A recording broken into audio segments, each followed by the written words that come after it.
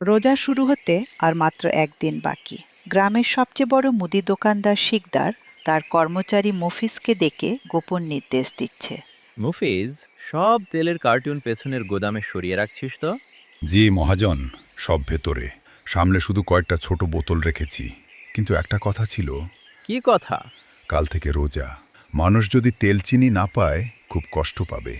গতবারও তো গালাগাল করেছিল। গালি দিয়ে পেট ভরে? পেট ভরে টাকায় কাল রটিয়ে দিবি। শহর থেকে ট্রাক আসেনি, বর্ডারে মাল আটকে আছে। আর দাম? ছোলায় 20 টাকা বাড়া, চিনিতে 15 টাকা। আর তেল নেই বলবি? মানুষ হাহাকার করলে পেছনের দরজা দিয়ে দ্বিগুণ দামে বিক্রি করব। পরদিন বাজারে আগুন দাম। শ্রমিক বাবুল সারাদিন মাটি কেটে 350 টাকা আয় করে দোকানে এলো। ভাই, 1 কেজি চিনি, 1 কেজি ছোলা, 1 লিটার তেল আর আধা কেজি ডাল দিন। টাকা এনেছো? জি, 350 টাকা। 1 লিটার তেলই 200 টাকা। বাকি দিয়ে কি কিনবা? নিতে পারলে নাও, না হলে অন্য দোকানে যাও। বাবুল হতভম্ব হয়ে দাঁড়িয়ে থাকে। ঠিক তখনই গ্রামের মাতব্বর আজাদ চৌধুরী দোকানে ঢোকেন।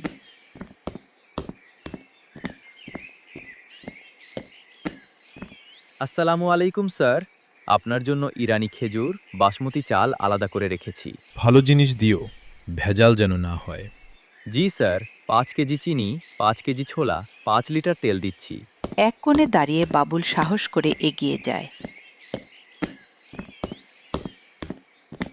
স্যার, কাল রোজা, ঘরে কিছু নেই, দামটা একটু কম রাখতে বলেন। ব্যবসা তো আর লোকসানে করা যায় না বাবুল।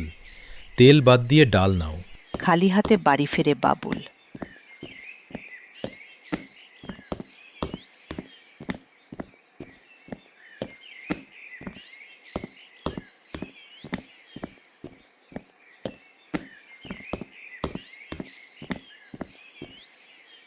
তেল কই?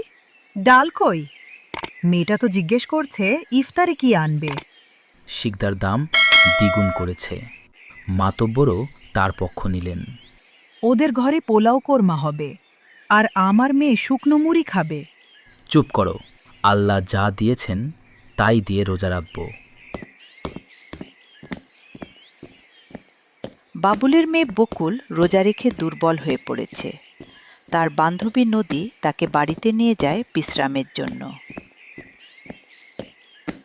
আমাদের ঘর ছোট, কিন্তু মন ছোট না। চল।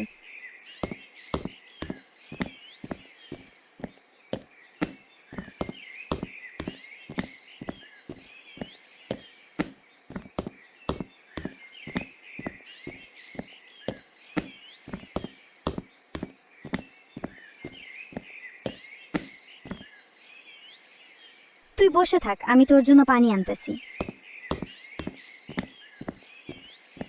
বকুলের বাড়ির অবস্থা দেখে নদী সব শুনে ফেলে। আমি যাই, পরে দেখা হবে।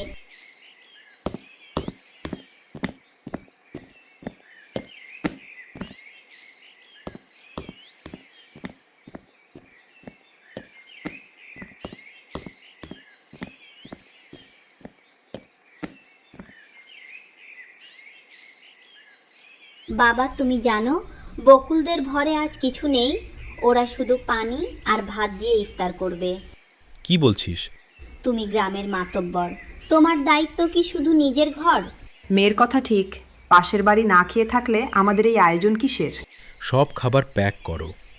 আজ আমরা বকুলদের বাড়িতে ইফতার করব। আর ভাড়ার ঘর থেকে চাল, ডাল, তেল বের করো।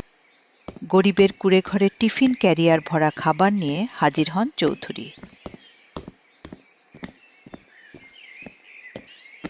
বাবুল, আমাকে মাফ করো, আমি মানুষ হতে পারিনি।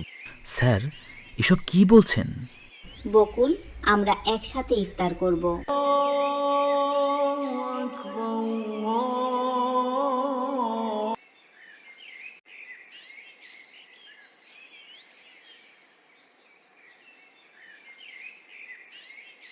শিকদার, কৃত্রিম সংকট সৃষ্টি করেছ।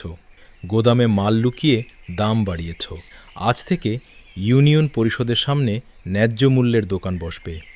আর সেই দোকানের দায়িত্ব বাবুলের। ভুল হয়ে গেছে স্যার, মাফ করে দিন।